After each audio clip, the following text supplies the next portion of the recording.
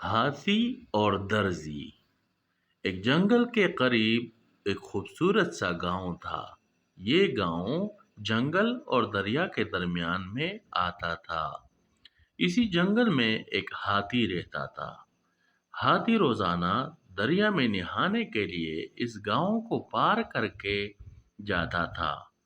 اس گاؤں میں ایک درزی رہتا تھا۔ ہاتھی روزانہ درزی کے پاس آتا، جس سے ان دونوں کے بیچ اچھی دوستی بن گئی تھی۔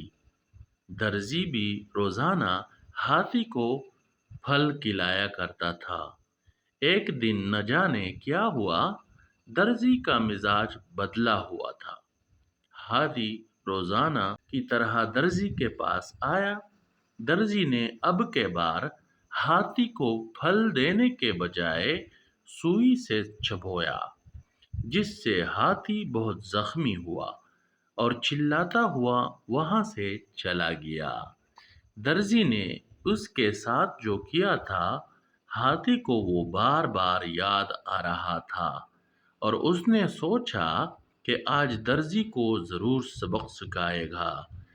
آج ندی میں نہانے کے بجائے ہاتھی نے اپنی سونڈ کیچڑ میں ڈالا اور ڈھیر سارا کیچڑ سونڈ میں لیے درزی کی دکان پر پہنچا، اور سارا کیچڑ درزی کے نئے سلے سلائے کپڑوں پر اور درزی پر ڈالا۔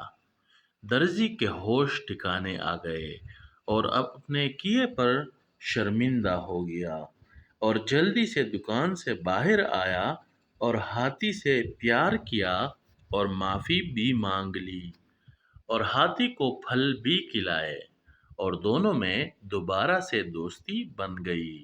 کسی نے کیا خوب کہا ہے، جیسا کرو گے ویسا بھرو گے۔ اگر آپ کو کہانی پسند آئی ہو تو لائک اور شیئر کرنا نہ بھولیں، اور ساتھ ہی چینل کو سبسکرائب کر کے گھنٹی کے بٹن کو ضرور دبائیں۔ بہت شکریہ۔